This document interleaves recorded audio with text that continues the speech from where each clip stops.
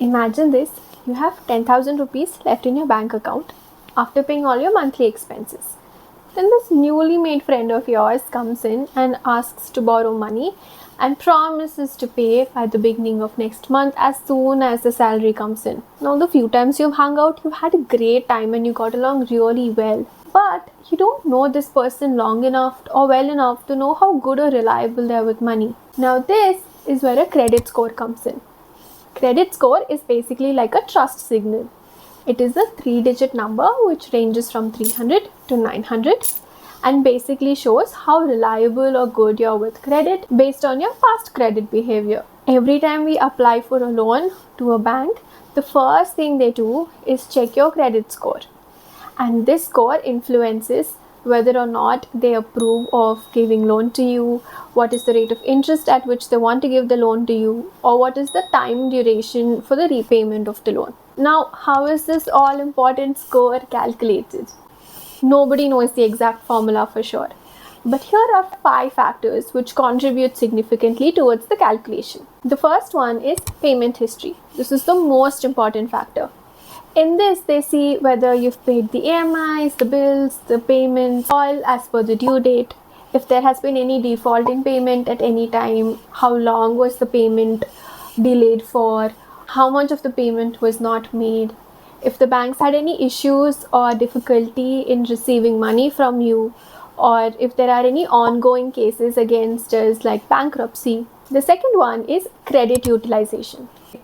Suppose the limit in our credit card is 1 lakh rupees. That means the maximum amount of credit we can use is 1 lakh. And now we decide to use 70 to 80,000 on some purchases. Though this is well within our credit limit, it indicates to the bank that we're relying heavily on the credit given from them. And it reduces their confidence on us a little bit. So the ideal credit utilization rate is around 30%. Which means that if we have a credit limit of 1 lakh, we use only 30,000 of it. The next one is credit age. The more information you have on someone, the better. And the banks feel the same way. So the longer we've had a credit history, they can see how reliable we've been and how we've consistently paid everything on time. The next one is credit mix. Broadly, there are 2 kinds of loans: secured loan and unsecured loan. In secured loan, what happens is that when we borrow money from someone to give them a guarantee that we'll be able to pay it back, we give them something that we own, like our house or car. This is called a collateral. Now in unsecured loan, there is no need for any collateral or security. Based on how much we're earning, based on our credit score and how generally good we are with the money, they give us unsecured credit. An example of unsecured credit is credit card. So having a good healthy mix of secured and unsecured loan would help in the credit score.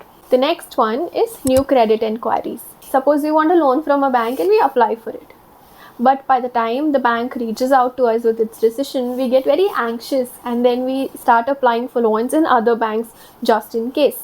What happens here is that it indicates to the bank that we're going to rely heavily on the credit or the money that we're going to borrow from them, and we probably need all this money for ourselves. So then this kind of reduces our credit score. So one important thing to remember is to not make too many credit inquiries in a short period of time. Now, who calculates this score? In India, there are licensed credit bureaus who gather our financial information from banks and other lenders to calculate this credit score. Some of these licensed credit bureaus are CIBIL, Equifax, Experian India. And it's actually free for us to check our credit score once a year in all these credit bureau websites online. Now that we know our credit score, how do we improve it? Here are a few pointers. The first one is obviously pay all your EMIs and all your bills and all the payments on time. One tip could be to automate it so that you don't miss out on the due date by mistake. The second one is to not max out on our credit cards or any credit limits, to keep the credit utilization rate at 30%. The next one is to take credit or loans only when absolutely necessary and avoid making too many loan inquiries in a short period of time. The next one is don't close on any old credit cards unless necessary. because having old credit card gives a lot of credit history information which would help us in our credit score. Next, to diversify the credit. Next, to maintain a healthy EMI to earnings ratio. Suppose I earn 50,000 rupees per month and I apply for a loan for which I have to pay EMI of 40,000 per month. The bank is going to be a little worried if I'll be able to make the payment every month or not. So that's why it's important to maintain a little healthy ratio so that the banks are also a little confident about the repayment schedule. So if I'm earning 50,000 rupees per month, it's better to try to keep the EMIs at 20,000 rupees or less. Now before we wrap up, let's debunk 3 myths on credit score. The first one is that if we've not taken a loan till now, our credit score is perfect. This is not true, because not having taken any credit means our credit score is 0 or at a very base level. So if you want to build a credit score, one tip could be to take secured credit against FD or to take a credit card and make sure we're making consistently good payments to help build our credit score. The next one is checking the score will reduce it. There are 2 kinds of inquiries of credit score. One is the hard inquiry, which is made by the banks and the lenders.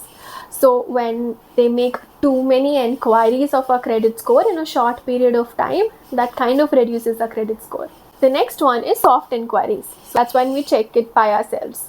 When we check our own credit score, it's not impacted. The next one is that a higher income will help in a good credit score. Honestly, credit score really depends on our credit history, and therefore income has no direct impact on it. So that's it for this video. I hope the score for this video is as high as our credit scores are going to be.